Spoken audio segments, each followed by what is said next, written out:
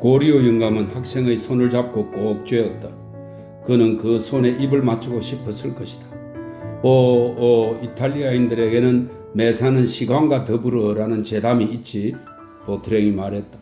저는 회답을 기다리고 있습니다. 더 니싱겐 부인의 심부름꾼이 라스티냐크에게 말했다. 내가 가겠다고 전하시오. 심부름꾼이 갔다. 외제는 격렬한 흥분 상태에 빠져서 신중할 수가 없었다. 어떻게 한담? 증거가 없으니? 그는 큰 소리로 혼자 말을 했다. 보트랭은 미소를 지었다. 그 순간 위에 흡수된 물약의 효과가 나타나기 시작했다. 그러나 도형수는 너무나 강건했기 때문에 자리에서 일어났고 라스티냐크를 쳐다보더니 힘없는 목소리로 그에게 말했다. 젊은이, 행운은 잠든 사이에 오는 법이요. 그러더니 그는 털썩 쓰러져 버렸다. 하늘의 정의가 있구나. 외전이 중얼거렸다. 저런 도대체 저 가엾은 보트랭 씨에게 무슨 일이 일어난 거야? 뇌일혈이에요? 미셔노 양이 외쳤다. 예, 실비야, 어서 가서 의사를 데려오너라. 과부대기 말했다. 그리고 라스티냐크 씨, 빨리 비앙숑 씨에게 달려가세요. 실비가 우리의 의사인 그랭프렐 선생을 못 만날 수도 있으니까. 이 끔찍스런 소굴을 벗어날 구실이 생긴 것을 기뻐하며 라스티냐크는 다름질쳐 그곳에서 도망쳐 나왔다. 크리스토프야, 약국에 뛰어가서 무엇든 뇌일혈 약이 있으면 달라고 해라. 크리스토프가 나갔다. 그리고 고리오 영감, 우리를 도와서 이 사람을 위청 자기 방으로 옮깁시다. 그들은 보트랭을 붙들어 계단으로 끌어올려가서 그의 침대 위에 눕혔다. 나는 아무 도움도 안 되니 딸이나 만나러 가겠소. 고리오 씨가 말했다. 이기주의자 늙은이 같으니 가라고 개처럼 죽어버리기를 빌 테니까. 보케르 부인이 부르짖었다. 에테르가 있는지 가보세요. 푸아레의 도움을 받아 보트랭의 옷을 벗기면서 미셔노 양이 보케르 부인에게 말했다. 보케르 부인이 자기 방으로 내려가서 미셔노 양이 이 전쟁터를 마음대로 좌지우지할 수 있게 되었다. 자, 셔츠를 벗기고 빨리 좀 돌려 눕혀요. 내가 알몸을 보지 않도록 재치 있게 하세요. 거기 그렇게 멍청하게 서 있으면 어떻게 해요? 그녀가 푸아레에게 말했다. 보트랭이 돌려 눕혀지자 미셔노 양은 환자의 어깨를 손바닥으로 세게 때렸다. 그러자 붉은 자국 가운데 치명적인 두 글자가 하얗게 드러났다. 이런, 당신은 아주 재빨리 3,000프랑의 보상금을 벌었군요. 푸아레가 보트랭을 일으켜 세우며 말했다. 그동안 미셔노 양은 그의 셔츠를 다시 입혔다. 휴, 이 사람 무겁기도 하다. 푸아레가 그를 눕히면서 말했다. 입 좀 닥치세요. 어디 금고가 없을까? 노처녀가 급하게 말하면서 벽이라도 꿰뚫을 듯이 보이는 눈길로 방 안의 조그만 가구들까지 탐욕스럽게 훑어보았다. 무슨 구실을 붙여 쓰던 저 책상을 열어볼 수는 없을까? 그녀가 계속해서 말했다. 그건 나쁜 짓일걸? 푸아레가 대답했다. 천만에 도둑질한 돈은 모든 사람의 돈이었지만 이제는 아무것도 아니죠. 하지만 시간이 없군요. 보케르 음음이 오는 소리가 들리니? 그녀가 대꾸했다. 에테르 여기 있어요. 보케르 부인이 말했다. 오늘은 참 이상한 사건들이 벌어지는 날이군. 제기.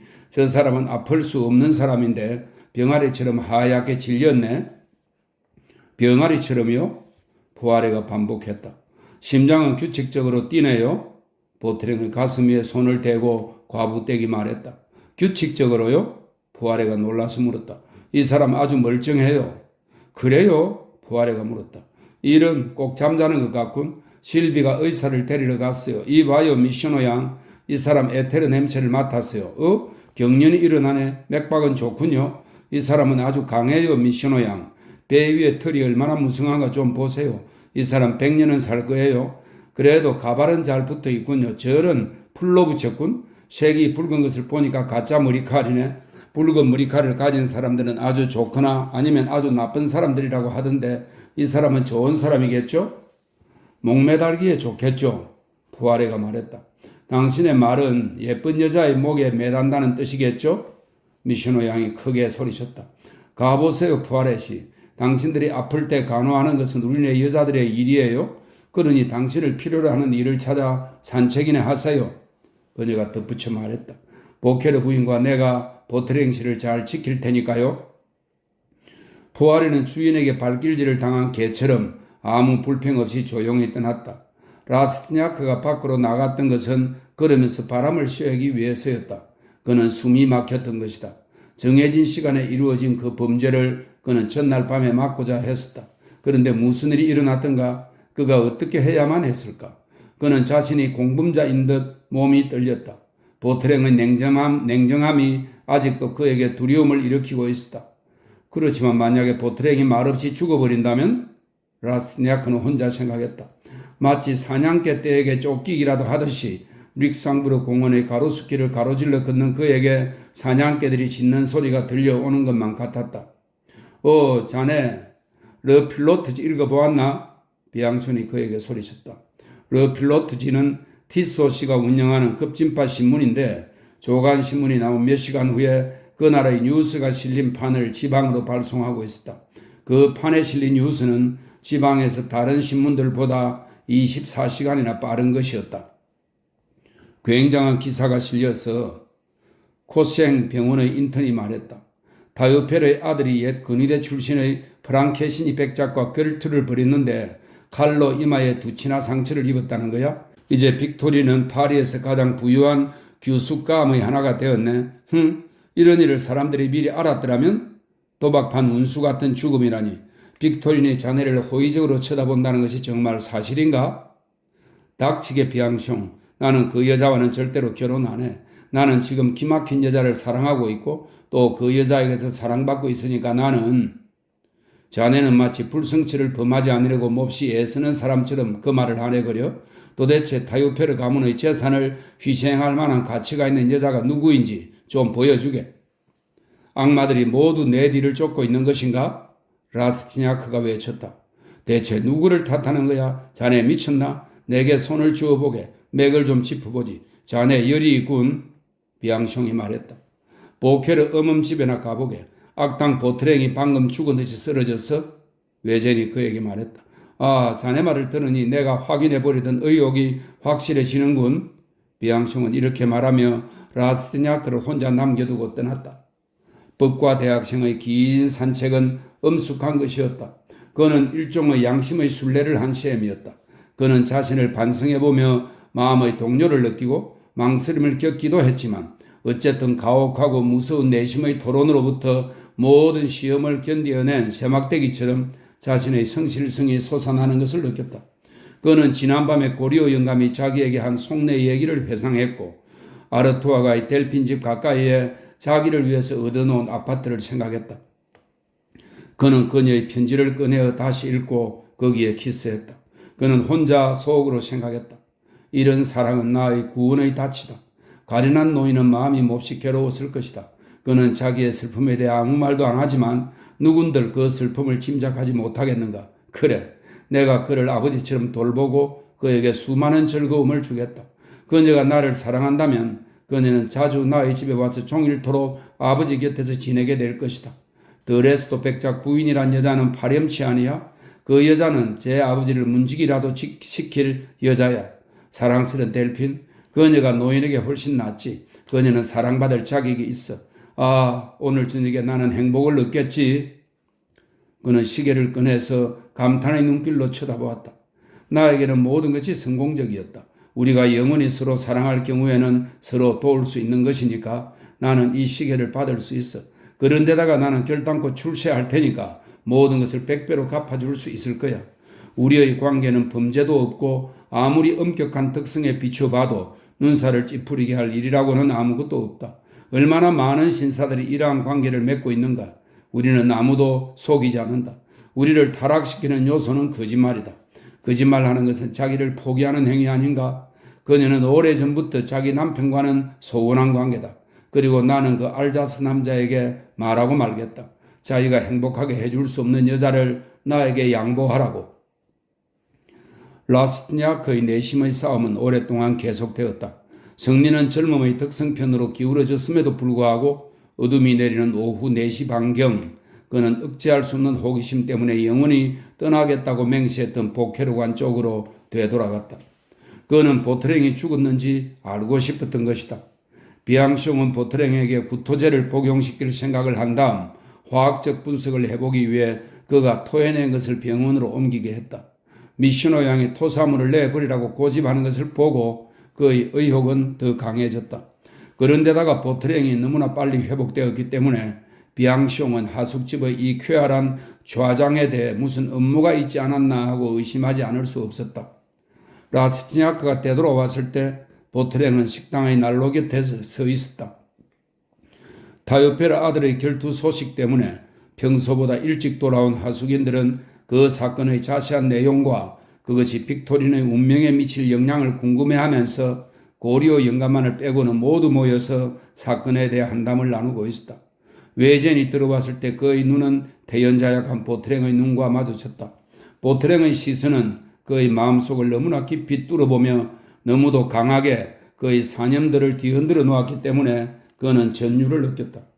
어이 젊은이, 죽으면 오랫동안 나한테 질 거야. 이 부인들 말씀에 의하면 나는 소라도 죽일 만한 뇌이를 당당히 견뎌냈다는 거요. 타록수가 그에게 말했다.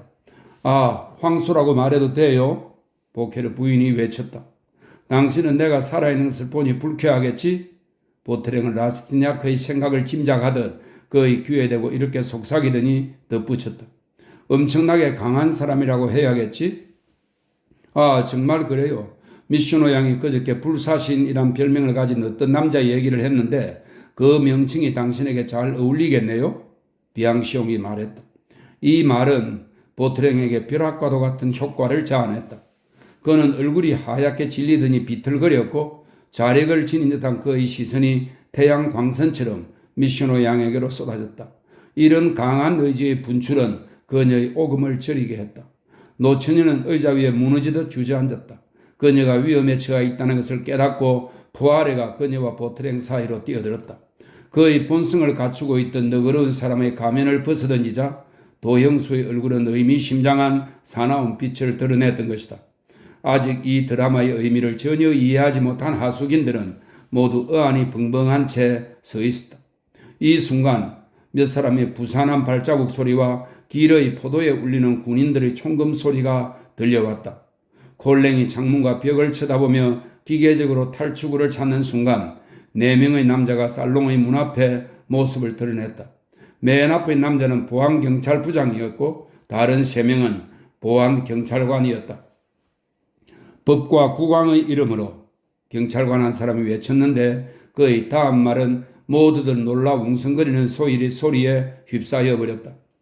식당에는 곧 침묵이 흘렀고 하숙인들은 3명의 경찰관에게 길을 내주느라고 양편으로 갈라섰다. 경찰관들은 모두 옆 주머니에 손을 넣고 장전된 권총을 잡고 있었다. 경관들을 뒤따라온 2명의 헌병이 살롱의 문간을 차지했고 또 다른 2명이 계단으로 통하는 문에 나타났다. 현관을 따라 나 있는 자갈이 깔린 길에서는 군인 여러 명의 발자국 소리와 총금 소리가 울렸다. 불사신에게는 일체의 탈주의 희망이 사라졌고 모든 사람들의 시선이 얼어붙은 듯이 그에게 집중되었다. 부장은 곧장 그에게로 다가가더니 먼저 그의 머리를 세차게 때려서 가발이 떨어져 나가게 했다. 그러자 콜랭의 머리가 흉측스러운 모습을 드러냈다. 힘과 교활함이 뒤섞인 무시무시한 성격을 보여주는 붉은 벽돌색의 짧은 머리털이 달린 그의 머리와 얼굴은 그의 상체와 조화를 이루면서 마치 지옥의 불길에 비추이듯 교묘하게 빛났다. 모두들 보트랭의 전모를 이해할 수 있었다. 즉 그의 과거, 현재, 미래, 그의 냉혹한 신조, 자신의 쾌락에 대한 신념, 그의 생각과 행동의 냉소주의가 그에게 부여해주는 당당함, 그리고 무슨 일이든 해낼 수 있는 튼튼한 체질 등을 알 수 있었던 것이다. 그의 얼굴은 발갛게 달아올랐고 그의 두 눈은 야생 고양이의 눈처럼 반짝였다. 그는 너무도 난폭한 정력이 스며있는 동작으로 제자리에서 벌쩍 뛰어오르며 세차게 부르짖었기 때문에 하숙인들 모두는 공포의 비명을 지르지 않을 수 없었다. 이런 사자와 같은 동작과 사람들의 아우성 소리에 경관들은 권총을 빼어들었다. 각각의 권총의 공이치기가 번쩍이는 것을 보고 자신의 위험을 깨달은 콜랭은 단번에 최고의 인간 능력의 증거를 보여주었다. 무시무시하고도 장엄한 광경이었다. 그의 모습은 산이라도 들어올릴 만한 기세로 수증기가 가득 끓어오르다가 한 방울의 냉수로 눈 깜짝할 사이에 그 수증기가 다 없어져 버리는 가마솥의 현상이나 비교될 수 있을 그런 현상을 나타내 보였다. 그의 경로를 냉각시킨 물방울은 번개처럼 빠른 성찰이었다. 그는 미소를 짓더니 자기의 가발을 쳐다보았다. 당신은 평소 예절을 잊었군. 그는 보안경찰부장에게 이렇게 말했다. 그리고 그는 고갯짓으로 헌병들을 부르며 그들에게 자신의 두 손을 내밀었다. 헌병 여러분, 나에게 수갑을 채우든지 아니면 양 엄지손가락을 쇠사슬로 조이든지 하시오. 이 자리에 있는 사람들이 내가 저항하지 않는다는 사실의 증인이요. 이 인간 화산에서 용암과 불길이 솟아나오더니 다시 되돌아 들어가는 신속함에 놀라 터져나온 감탄의 웅성거림이 방 안에 울려 퍼졌다. 어때? 어이가 없지? 허풍쟁이 양반? 도영수는 사법경찰의 유명한 부장을 쳐다보며 말했다. 자, 옷을 벗도록 해. 생탕 골목의 사나이가 경멸에 가득 찬 태도로 말했다. 무엇 때문에? 여기엔 부인들도 있어. 나는 아무것도 부인하지 않고 항복하오. 콜랭이 말했다. 그는 잠시 멈추었다가 놀라운 사실을 말하려는 연설가처럼 사람들을 쳐다보았다. 기록하시오, 라샤펠 영감. 그는 서류 가방에서 체포 조서를 꺼내들고 식탁 끝에 앉아있던 백발의 작은 노인을 향해서 말했다. 나는 20년형을 선고받은 불사신이라고 지칭되는 자크 콜랭임을 인정한다. 그리고 나는 나의 별명을 욕되게 하지 않았음을 방금 증명해 보였다. 그리고 그는 하숙인들에게 말했다. 만약 내가 손이라도 조금 쳐들었다면 저 3명의 경찰놈이 보케르 음만의 마룻바닥에 온통 내 피를 흘리게 했을 것이구먼. 저작자들은 함정을 파려고 공모하고 있단 말이오. 이 말을 듣자 보케르 부인은 기분이 좋지 않았다. 그녀는 실비에게 말했다.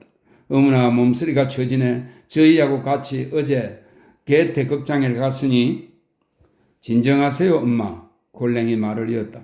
어제 게테 극장에 내 좌석에 갔던 것이 불행이란 말이오? 그가 부르짖었다. 당신들이 우리보다 훌륭하오. 썩은 사회의 무기력한 분자들인 당신네들 마음속의 치욕은 우리네 어깨에 찍힌 치욕보다 더 심한 것이오. 당신들 중 최상의 인간도 나의 이 말을 반박하지는 못할 거요.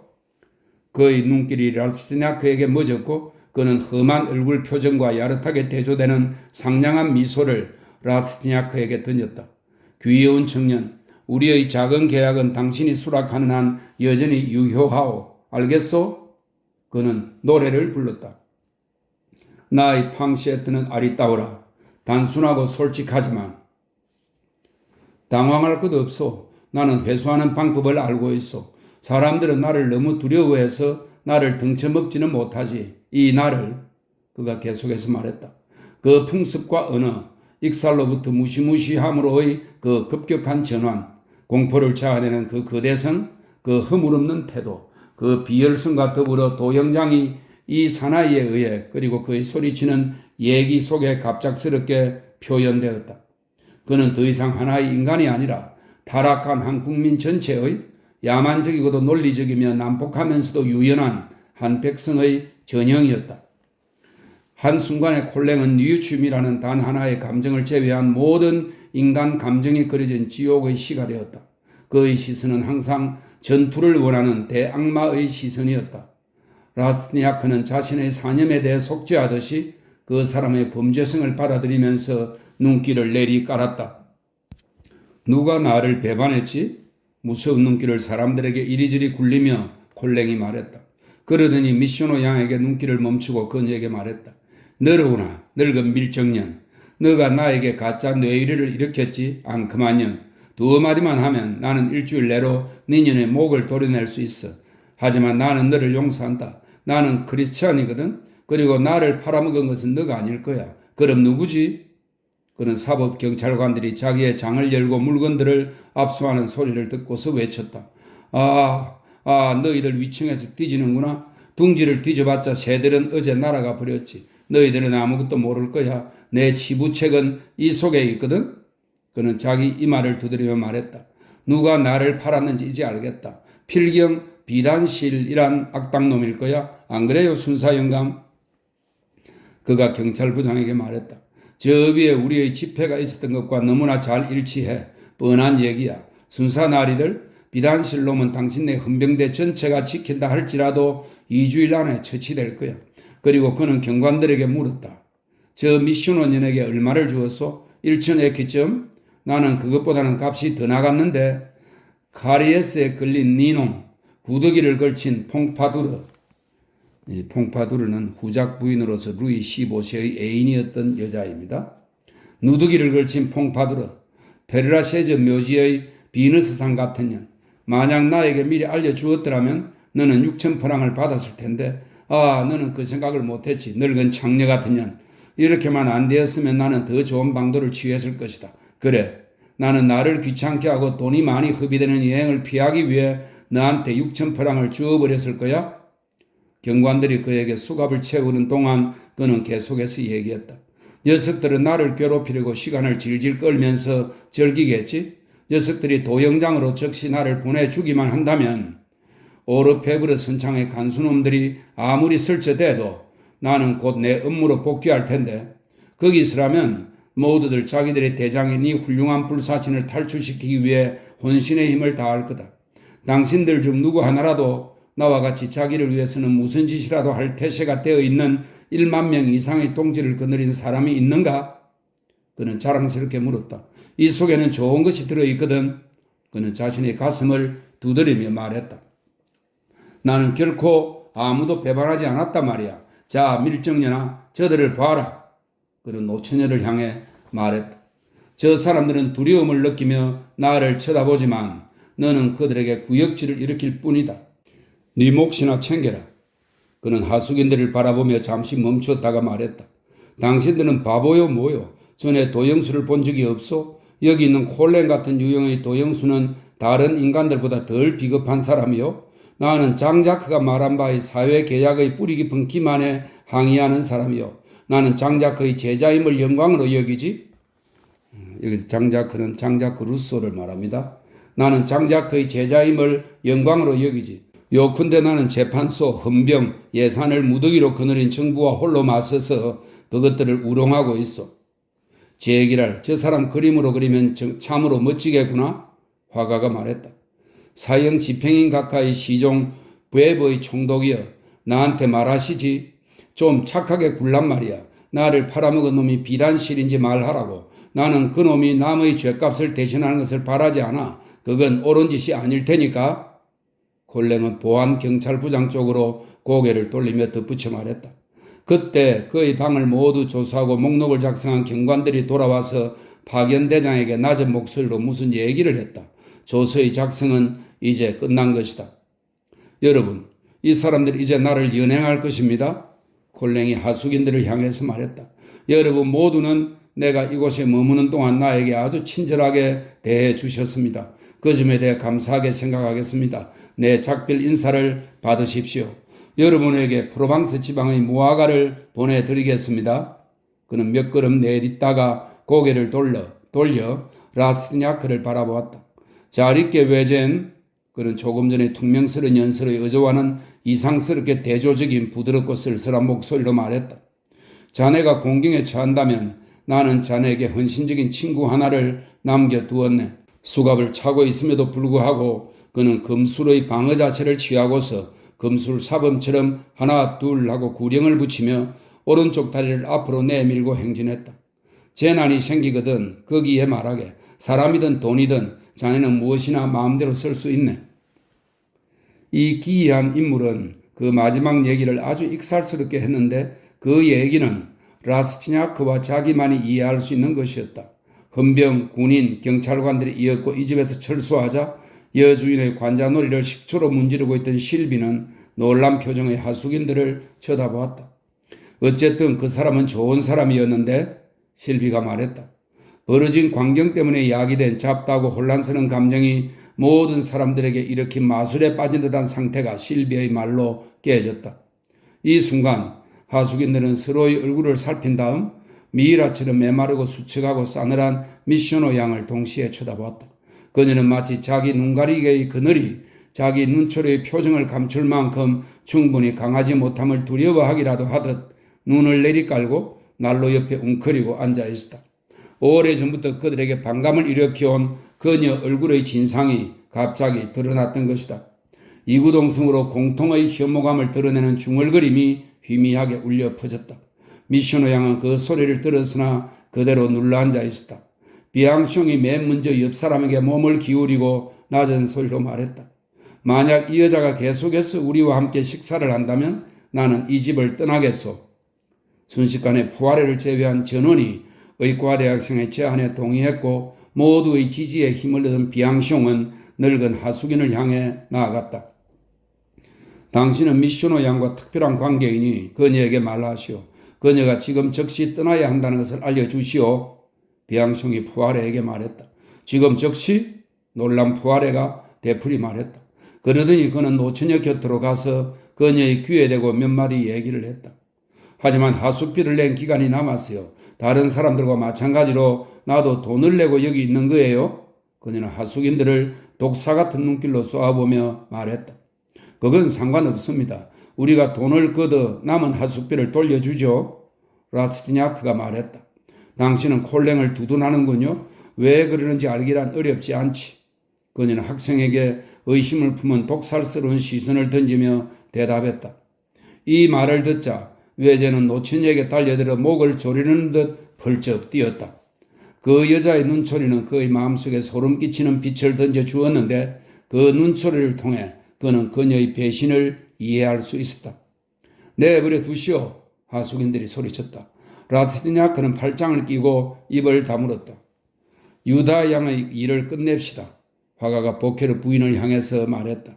아주머니, 만약 저 미셔너를 내쫓지 않는다면 우리는 모두 당신의 집구석을 떠날 테고 이 집에는 스파이와 도영수들만 득실거린다고 사방에 불고 다니겠소. 내쫓으면 우리 모두 이번 사건에 대해서는 입을 다물지요. 결국 이런 사건은 도형수들의 이마에 낙인을 찍어서 그자들이 파리의 의젓한 시민으로 위장하는 것을 막고 또 그자들 모두가 그렇듯이 어리석게 허풍쟁이 노릇하는 것을 막지 않는 한 상류사회에서도 일어날 수 있는 일이죠. 이 얘기를 듣더니 보케르 부인은 기적적으로 원기를 회복하고 일어서서 팔짱을 끼고는 눈물의 흔적도 없이 두 눈을 말똥말똥하게 떴다. 이보세요. 정말 내 하숙집이 망하는 꼴을 보고 싶으세요? 벌써 보트랭 씨가 맙소사. 그녀는 말을 중단하고 혼자 중얼거렸다. 나는 그 사람을 평소의 이름으로 부를 수밖에 없구나. 그리고 그녀는 계속해서 얘기했다. 벌써 방 하나가 비었어요. 그런데 모든 사람이 하숙을 다 정한 이 계절에 방 2개를 더 내놓으란 말이군요.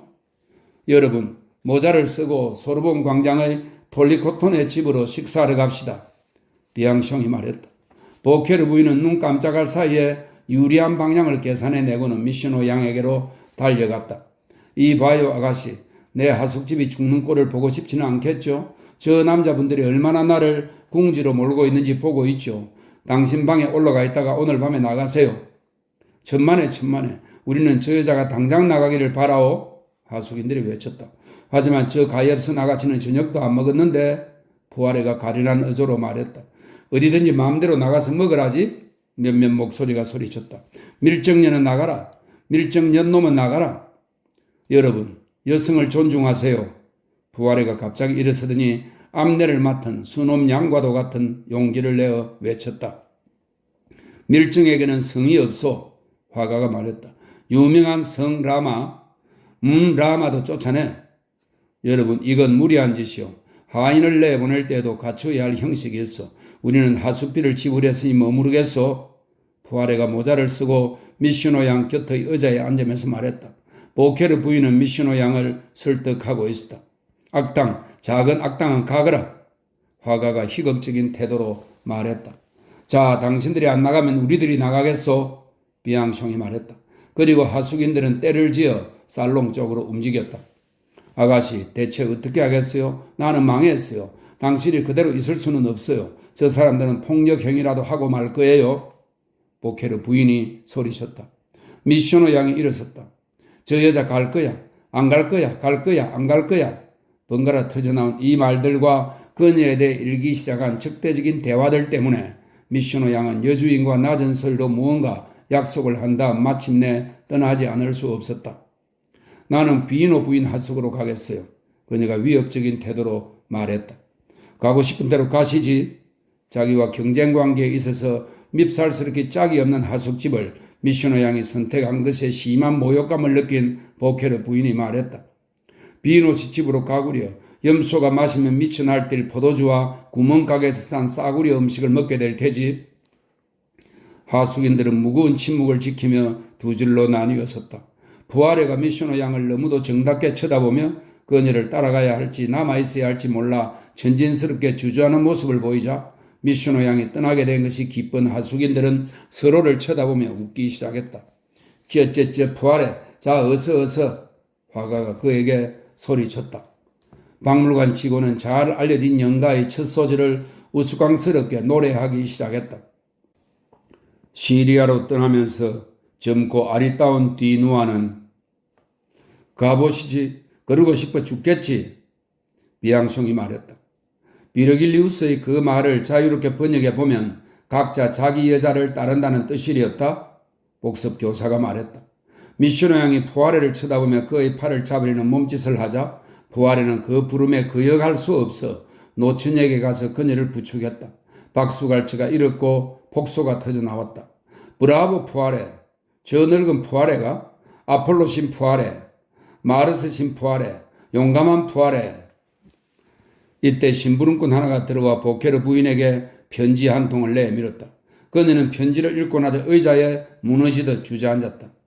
이제 내 집이 타버리는 일만 남았구나. 벼락이 떨어졌어. 다유펠의 아들이 세시에 죽었다는군요. 그 가엾은 젊은이의 희생으로 두 여자가 행복해지기를 빌었던 내가 벌을 받은 거지. 쿠티르 부인과 빅토린이 자기들 짐을 가져간다는군요. 빅토린이 아버지 집에 가서 산대요. 다유페르 씨는 쿠티르 미망인이 자기 딸의 후견인으로 남도록 허락했대요. 방 4개가 비었고 하숙인 5명이 줄어버렸어. 그녀는 자리에 주저앉아 곧 울음을 터뜨릴 것 같아 보였다. 집에 애군이 들어왔어. 그녀가 소리쳤다. 달리던 마차가 멈추는 소리가 갑자기 길에서 울렸다. 또 무슨 사건이 터지나 봐? 실비가 말했다. 고리오가 갑자기 모습을 드러내는데 그는 행복으로 상기된 빛나는 얼굴이어서 다시 젊어진 듯이 보였다. 고리오가 상마차를 타다니 세상의 종말이 닥친 모양이군. 하숙인들이 말했다. 노인은 한쪽 구석에서 생각에 잠겨있던 외제에게로 곧장 다가가더니 그의 팔을 잡았다. 갑시다. 그는 기쁜 표정으로 외제에게 말했다. 무슨 일이 일어났는지 모르세요? 보트랭은 도형수였는데 방금 체포되었고 다유페르의 아들이 죽었습니다. 외젠이 그에게 말했다. 그래, 그게 우리와 무슨 상관이요? 고리오 영감이 대꾸했다. 나는 딸과 함께 당신 집에서 저녁을 들기로 했소. 아시겠소? 그 애가 기다리고 있으니 갑시다. 그는 라스티냐크의 팔을 너무도 격렬하게 끌어당겨 억지로 걷게 했기 때문에 마치 자기 애인이라도 끌고 가는 것처럼 보였다. 저녁 먹읍시다. 화가가 소리쳤다. 그러자 모두들 의자에 자리 잡고 식탁에 둘러앉았다. 이럴 수가. 오늘은 모든 것이 낭패로군요. 양고기 스튜가 타버렸어요. 제기랄. 탄 것을 먹어야겠네요. 할 수 없지. 뚱보 실비가 말했다. 보케르 부인은 식탁 주위에 18명이 앉아있는 대신 10사람만이 있는 것을 보자 한마디도 꺼낼 용기가 나지 않았다. 그래도 각자 여주인을 위로하고 즐겁게 해주려고 애썼다. 식사만 하고 다니는 사람들이 처음에는 보트랭과 그날 있었던 사건들에 관한 얘기를 주고받았으나 곧 그들은 대화의 구불구불한 흐름에 이끌려서 결투, 도형장, 재판, 개정해야 할 법률, 감옥 등에 대해 얘기를 나누기 시작했다. 그러자 그들의 생각은 자크 콜렌, 빅토린, 그녀의 오빠와는 천리나 떨어지게 되었다. 그들은 10명밖에 되지 않았지만 20명이나 되는 듯이 소란을 떨었기 때문에 평소보다도 더 숫자가 많은 것처럼 보였다. 이것이 이 저녁 식사와 전날의 저녁 식사 사이에 있는 차이점의 전부였다. 파리의 일상적인 사건들의 와중에서 다음 날이면 먹어치워야 할 또 다른 희생물을 만나게 마련인 이 이기적인 세상에 길든 무관심이 결국 되살아나서 보케르 부인조차 뚱보 실비의 목소리를 듣고 희망을 느끼며 마음을 가라앉히게 되었다. 외젠에게는 저녁까지의 그날 하루가 마술의 환등을 보는 것만 같았다. 강한 성격과 명석한 머리를 지녔음에도 불구하고 그는 고리오 영감과 나란히 마차에 올랐을 때 자신의 생각을 어떻게 정리해야 좋을지 몰랐다. 이례적인 즐거움을 드러내고 있는 고리오 영감의 얘기는 수많은 충격을 겪은 후의 그의 귓전에 마치 꿈속에서 듣는 말처럼 울려왔다. 오늘 아침에야 끝냈어. 우리는 셋이서 함께 저녁을 먹는 거요. 함께 말이요. 아시겠소? 나의 델핀, 나의 귀여운 델핀과 함께 저녁을 먹는 것은 4년 만의 일이요. 나는 하루 저녁 내내 그 애와 함께 지내게 되는 거요. 우리는 오늘 아침부터 당신 집에 가 있었다오. 나는 옷을 벗어붙이고 일꾼처럼 일을 했어. 나는 가구를 옮기는 것을 도왔지. 그 애가 식탁에서 얼마나 상냥한지 당신은 모를 거요. 자, 아빠 이거 잡수세요. 맛있어요? 하면서 그 애는 나에게 신경을 쓸 거란 말이요. 그러면 나는 너무 좋아서 먹을 수가 없지. 그 애와 오붓하게 지내본 지 참으로 오래됐는데 마침내 그렇게 지내게 되었어. 그렇지만 오늘 세상이 뒤집혔는데요. 외젠이 그에게 말했다. 뒤집히다니? 고리오 영감이 말했다. 그 어떤 시대에도 세상이 이처럼 똑바로 서 있던 적이 없었는데 길에는 서로 손을 맞잡고 포옹하는 사람들의 즐거운 얼굴들만 보이는데 모두들 마치 딸네 집에 가서 딸이 카페 앙글레이 요리장에게 주문해 차려놓은 맛있는 저녁을 먹으려는 것처럼 행복한 사람들 말이요. 그러나 아무래도 좋지. 그의 곁에서라면 알로에 즙이라도 꿀처럼 달콤할 테니까. 이제야 정신이 돌아오는 느낌입니다. 외젤이 말했다. 자, 어서 달리게 마부. 고리오 영감이 앞의 유리창을 열고 소리쳤다. 더 빨리 가란 말이야. 자네가 알고 있는 그 집에 10분 내에 나를 데려다주면 팁을 100수 주겠네. 이 약속을 듣자 마부는 파리 시내를 번개같이 질주했다. 이 마부는 군뱅이 같군. 고리오 영감은 되뇌었다. 그런데 저를 어디로 데려가시는 겁니까? 라스티나크가 그에게 물었다. 당신 집에. 고리오 영감이 말했다. 마차가 아르투아가에 멎었다. 노인이 먼저 내리더니 기쁨의 절정에서 아무것도 개의치 않는 호라비가 돈을 마구 뿌리듯 마부에게 10프랑을 던져주었다. 자, 올라갑시다. 이렇게 말하고서 그는 마당을 가로질러 아름다운 외관의 새집 뒤쪽 4층에 위치한 방의 문 앞으로 라스티냐크를 안내했다. 고리오 영감은 초인종을 누를 필요도 없었다. 더 뉴싱겐 부인의 하인인 테레즈가 그들에게 문을 열어주었다. 외제는 응접실, 작은 살롱, 침실 그리고 정원이 내다보이는 서재로 이루어진 잘 꾸며진 독신자 아파트를 발견했다. 최고로 아름답고 우아한 살롱에 비추어 봐도 손색이 없을 가구와 장식이 갖추어진 작은 살롱에서 그는 촛불빛에 비치는 델핀의 모습을 알아보았다. 그녀는 난로가의 2인용 안락의자에서 일어나서 벽난로에 열 완충용 가리개를 두르고는 애정이 가득한 어조로 그에게 말했다. 당신을 모시러 가야만 했으니 참 알 수 없는 분이네요. 테레즈는 밖으로 나갔다. 학생은 델핀을 품 안에 힘차게 끌어안고 기쁨의 눈물을 흘렸다.